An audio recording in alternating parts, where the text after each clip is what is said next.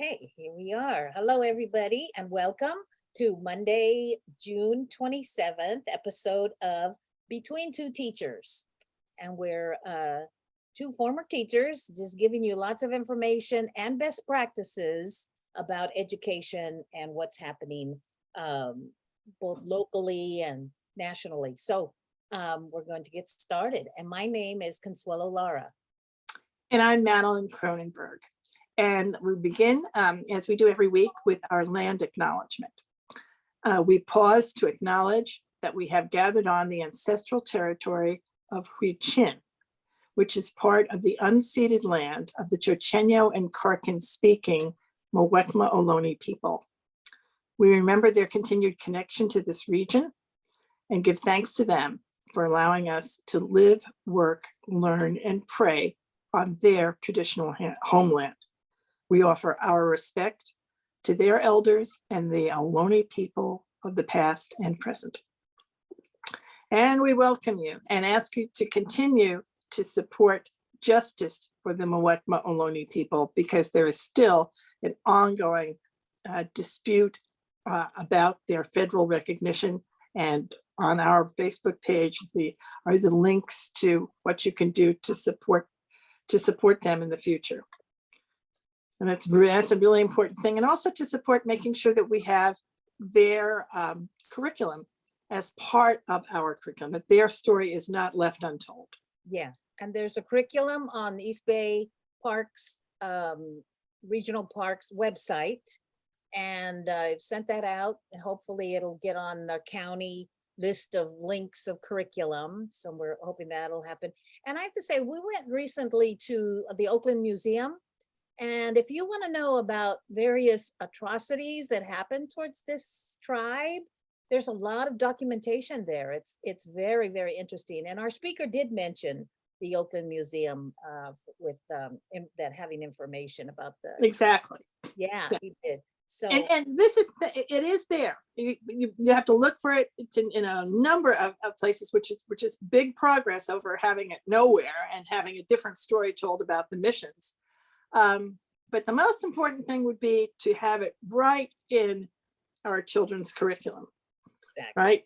That the fourth grade story, the fifth grade story, that the entire story is told, so that we do understand what happened and how we can go forward and make reparations. Yeah. Because that's the other part of the story. You have to take the actions that are needed to repair things. Yeah, absolutely. Right. And so that's why we mention it every week here. And we will continue as long as we're doing this. And also I'm going to remind myself to say to you that we need you to like, share, and subscribe to the channel so that more people do get to hear what we have to say. This week, there's a lot that's gone on. The one thing I did want to say nationally is that one of the states has done something interesting in terms of teacher recruitment. And they've all done it well. Every state has now recognized as a crisis in teacher shortage. Right? There's no question about it. And even though we all have declining enrollment because of the lower birth rate, the teacher shortage is going faster than declining enrollment, so that we're all impacted by the teacher shortage. So that means that there are many solutions to the teacher shortage, but one of them is to increase substitutes. And that's the quick one, right? What do we do today for an empty classroom, a classroom that's without a teacher? And what we need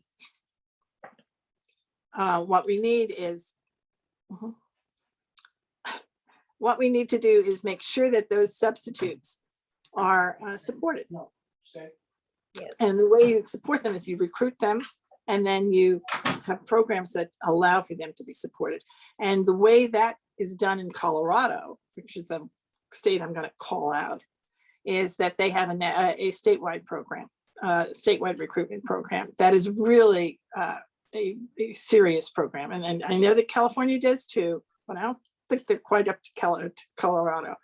And that I just think it's important that every one of our districts look at how they're recruiting subs and then how they take care of them. Yes, yes. How much they pay them and how much they support them. Yeah, yeah. How much they support them. Because the one thing that happens is right now, and this just needs to, I can't say it too much. You can have 10 to 20% of your classrooms and on any given day supported by a substitute teacher. That's right. That's right. Right. And during COVID, it was probably more.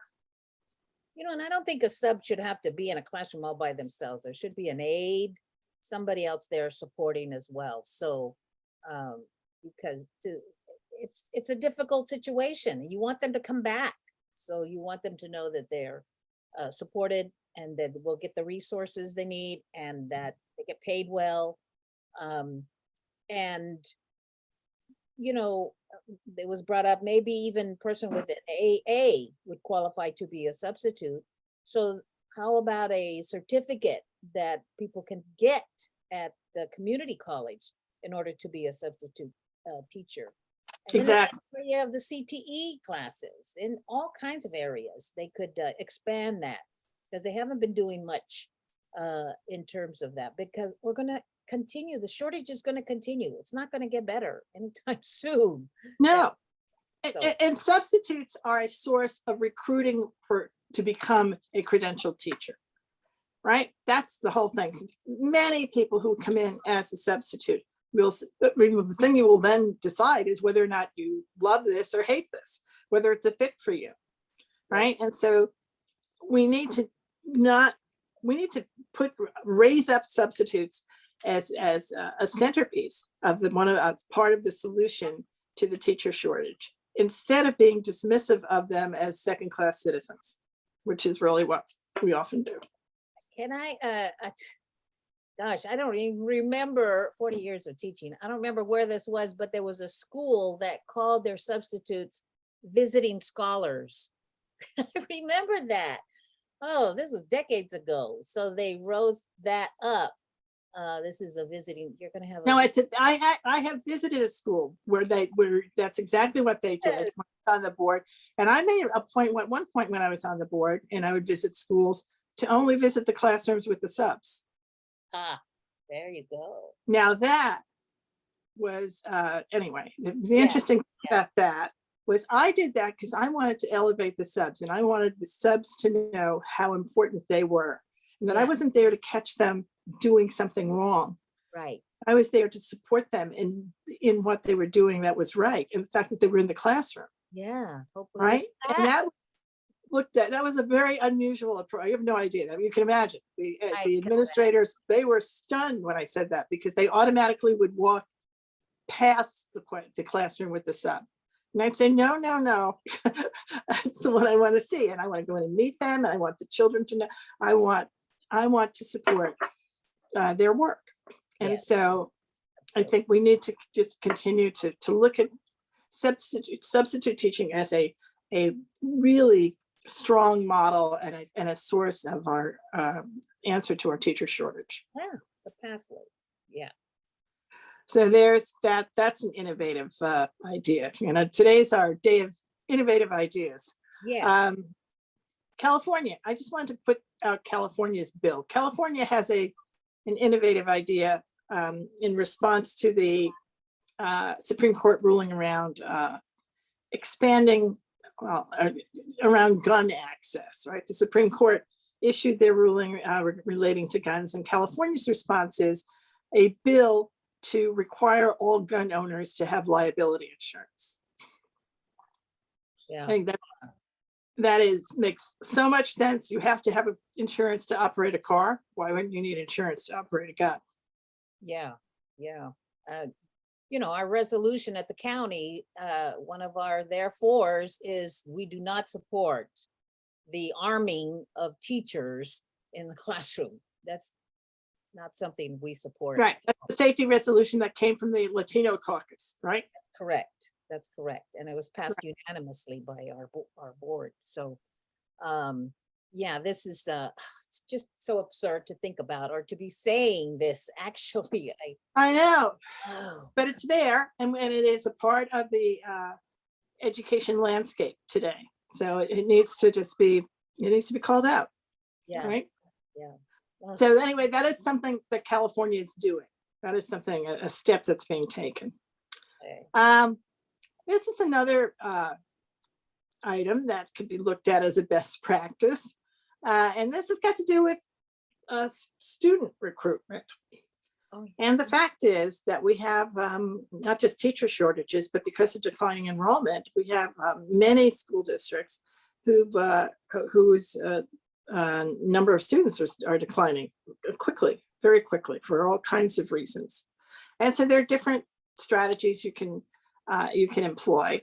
And one of them is to recruit students from your neighboring districts. mhm. Like Piedmont has been doing it for many years. Piedmont has been doing it, and Albany has been doing it, just to mention two. And what's interesting to me, I had been on the Albany website and noticed that it's, on there, it's very much a big part of the front of their website. But most people aren't going to go on their website, so that's not something the average parent is going to do. But they are also on billboards. Oh, they really Now and I'll just be very clear, because so that we know what I'm talking about. At our BART station, the El Cerrito Plaza BART station, which is the one that is on the border of Albany, there is a big billboard. Basically, it's the same language that is on their website, recruiting parents to do an intra-district transfer and send their children to Albany. that's something. Right? It's not illegal. Yeah. But in terms of school district world, there's certainly a group of people that they are targeted. That's right. That's right. Because enrollment, that's a big issue. That's a big issue as populations change, and the population goes down. So it's going to be an ongoing thing. So we have to get innovative and do some best practices about how we recruit and attract students. And there are ways. There are lots of ways. One of our successful ways was the Mandarin school. That was very successful. So Right. we're coming from You all. want to offer more, right? That's the answer, is to offer more. Yeah. And higher wealth districts can make the case that they offer more. Yeah. Oh yeah. Sure. Right, and that's part of what's happening here. But anyway, that's Albany. Okay. See what they said down here. Their message is, well, they'll make it easy to. Here's their language. Interdistrict permit information. Dear prospective Albany family, if you are interested in applying for an interdistrict transfer to attend our schools, please complete this form. If you need, we look forward to receiving your application and expect to admit many transfer students this year. Okay, so they help you with that process, because it is as somebody that listens to appeals, it is a process. And There is a legal process, the right? legal There are laws involved here in terms of which schools the geography of school assignment, right? Yeah. But people don't know that, so they're making it They're gonna help as you easy. with the process. Yeah, Yeah. All right. that's them. So the other thing that's happening this week is the districts are having to adopt their budgets and be forthcoming about what's in those budgets, because this is it, the end of June, if the fiscal year is over, budget adoption has to be done by the end of the month, and that's right now. And so each school district is approaching it however they're approaching it, and there are many changes that people are making. I mean, the county budget, you've done it at the county, right? Have you? Yours is done. Yes, we did that. We do a special meeting just for that, so that we all know what's in it and what it is and how we're spending those dollars. We have the opportunity to go through it and say, where's this happening, and where the line items for various things. So yeah, and even make some changes possibly. So Right. it's, yeah. And and how districts do that, and how they, this has all got to do with your communication styles, and how much time you're willing to invest in meetings and in being active and out there and in your communication with with the community.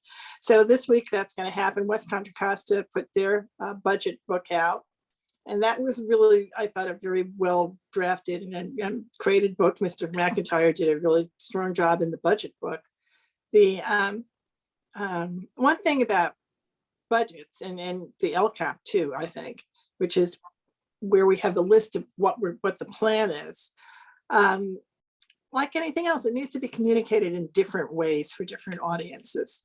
And to be able to pull it out into a PowerPoint presentation, to be able to give people the highlights really does make a difference.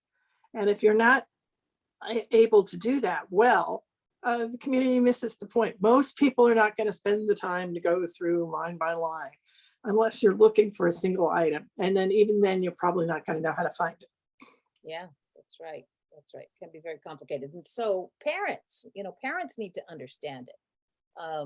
The community in general, people not in the field of education need to be to understand it.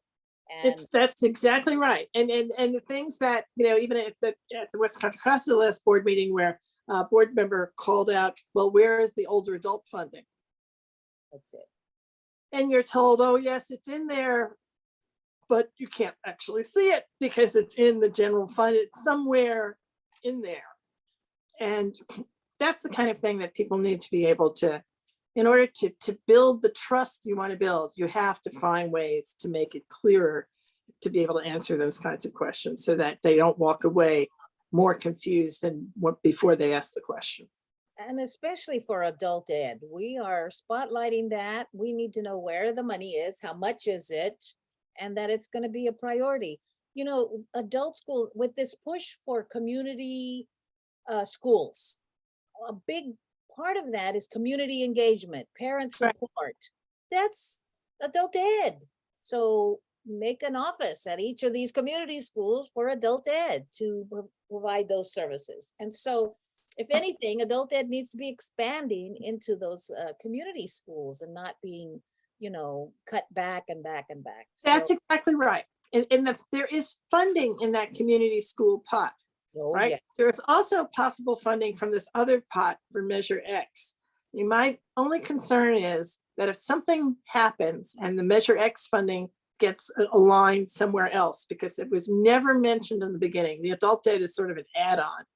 And it's really hard to not include something that you're adding on. Yeah.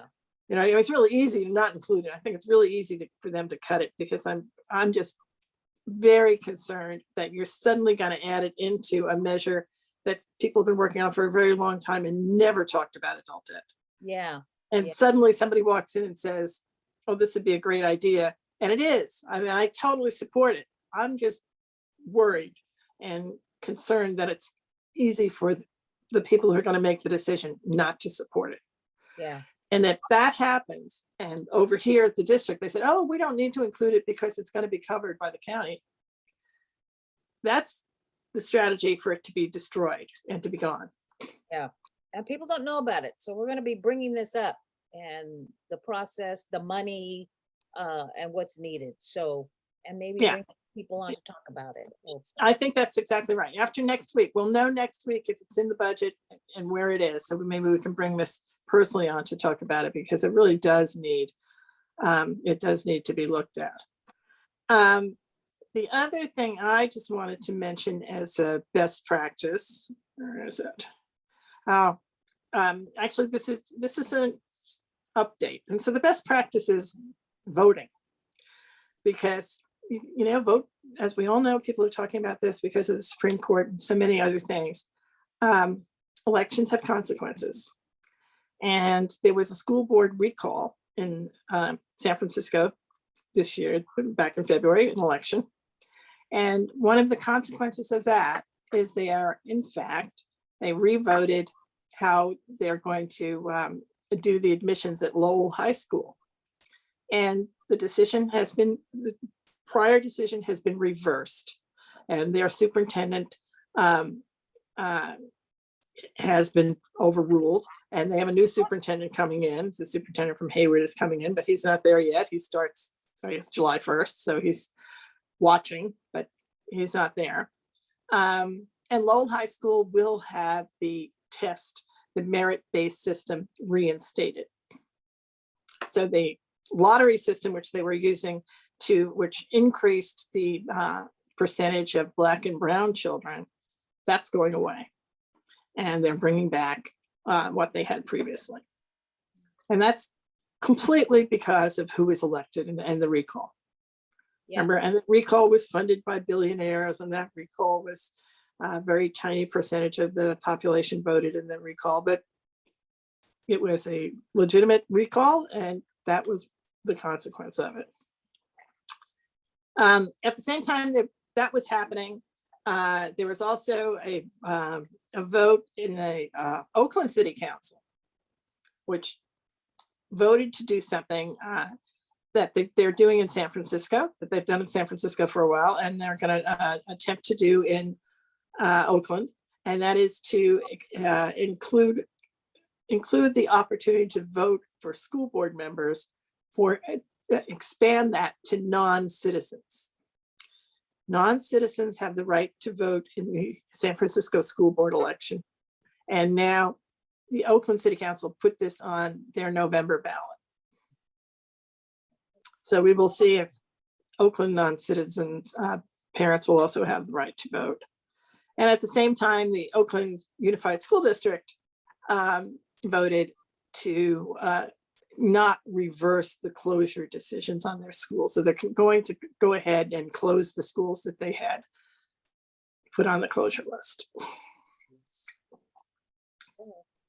Now that was also a consequence of elections and who's on that board. That's right. Right. And finally, the one other piece of news this week, education news, and locally for us, is that our Contra Costa College president has resigned. Yep. She's been here less than a year. She announced her resignation on June 21st, which is last week. Her last day is this week, June 30th, and she begins as a chancellor in Elkhart, Indiana on July 11th. It's a revolving door there. They have a lot of problems for sure. They have not been successful at getting stability in their leadership. Exactly. Oh, right? So they really need to look at that, and it doesn't seem to be fixed. Nope. Nope. Although she said well, anyway, that's the status of that. That's the news, yes. That's news there. And my final thing is a shout out. My shout out goes to a young woman named Ashley Mcbride.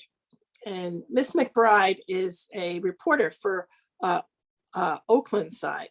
There's Berkeley side and Oakland side to press, to journalism workshops that are out there that are very active and give us lots of fair reporting. And Miss Mcbride, her job is to tweet out the Oakland School District meetings and the Oakland City Council meetings, which sometimes happen at the same time. Oh, wow. And the other night, these two big votes did happen at the same time. And she was very busy tweeting them both out, but she did it. She did it. And it was hard to watch them. They've had both meetings, it's a challenge to watch them both. She was at one and watching the other is what she did. So she was able to say, here's who's in the room. But she obviously could only be in one room at the same time. So I give a shout out to Oakland side itself for having somebody who does it, and for the great job that she's done in tweeting out all of the meetings that she's assigned to tweet out. Wow. She's addressed the issue. You can't be in two places at the same time. Well, but she is. She figured that. Good for her. Good for her. Absolutely, absolutely. Good for her. And good for them for doing it and for seeing that, because what we used to have much more coverage in the press. Yes. We used to have a newspaper, I mean, at our board meetings, we used to have a reporter whose job it was to cover the school district and report out on every school district meeting. That's right. That's right. Not anymore, Okay. right? But Ashley McBride is there, so we have Ashley. All right. Okay, well, that's the news this week. Thank Yes. you all for joining. Absolutely. Bye-bye. Bye-bye.